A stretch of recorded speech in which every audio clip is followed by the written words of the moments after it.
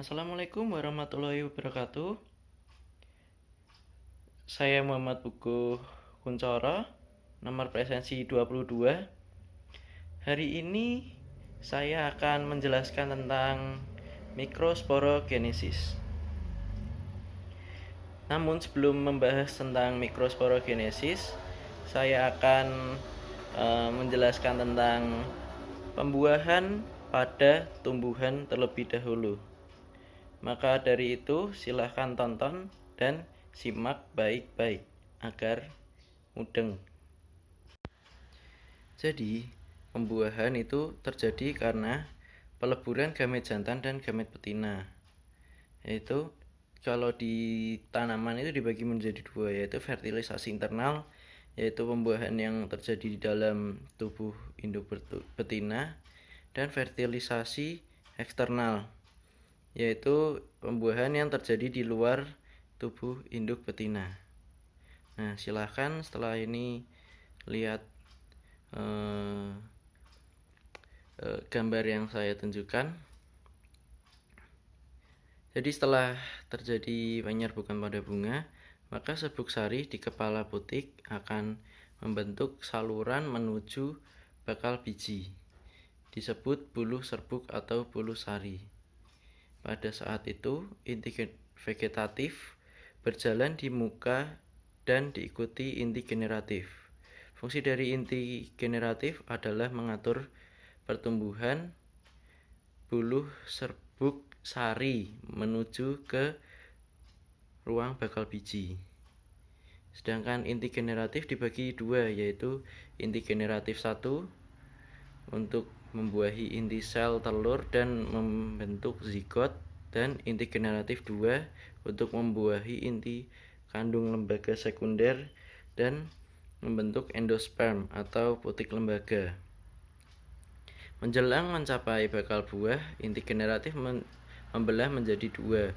Setelah sampai di pintu bakal biji, inti vegetatif melebur. Kemudian inti sperma masuk ke dalam bakal biji melalui mikrofil.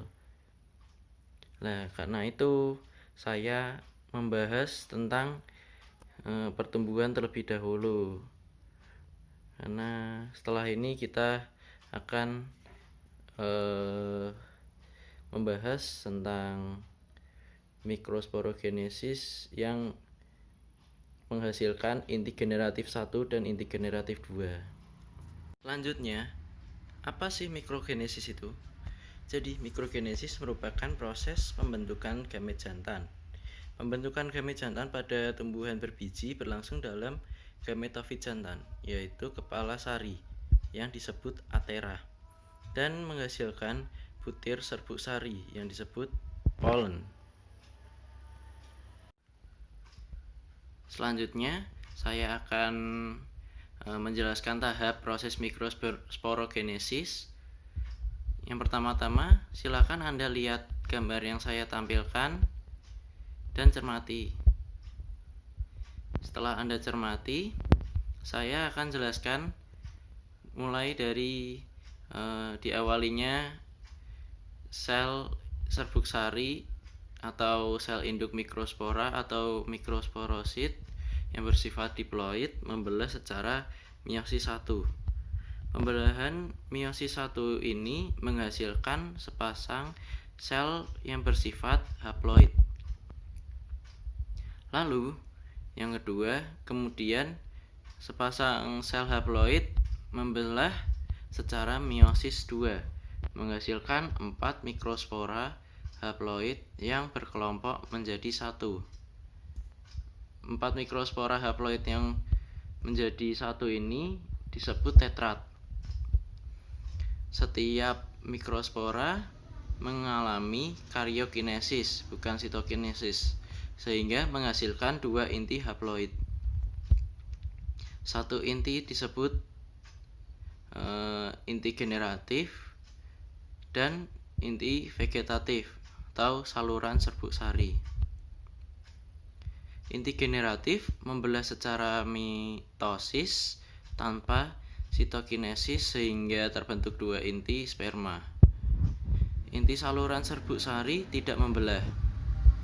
Jadi, dalam sebutir serbuk sari masak terdapat 3 inti haploid, yaitu sebuah inti saluran serbuk sari dan 2 inti sperma atau inti generatif. Tiap serbuk sari mempunyai 2 lapisan kulit, yaitu lapisan luar yang disebut eskin dan bagian dalam yang disebut intin. Sekian dari saya penjelasan tentang mikrosporogenesis dan serta pembuahan. Maaf jika ada salah kata atau salah tutur. Saya Muhammad Pugu, izin undur diri. Wassalamualaikum warahmatullahi wabarakatuh.